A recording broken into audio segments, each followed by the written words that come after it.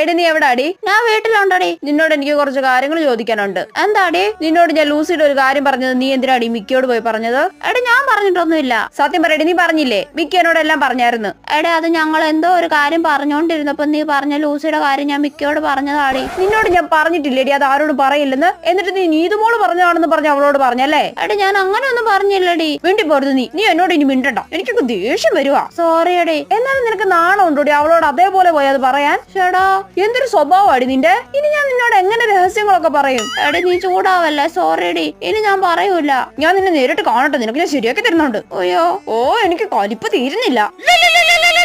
ഇവള് video call ചെയ്യുന്നുണ്ടല്ലോ. ഇതേ ദേഷ്യത്തിൽ തന്നെ അവളോട് രണ്ട് വർത്താനം പറയണം നീതുമോളെ. അവള് മാക്സിമം ചിരിപ്പിക്കാൻ നോക്കും. നീ ചിരി വന്നാലും ചിരിക്കരുത്. എന്താടി, എന്തിനാ നീ വിളിച്ചേ? ഹായ് നീതുമോളെ, സുഖല്ലേ?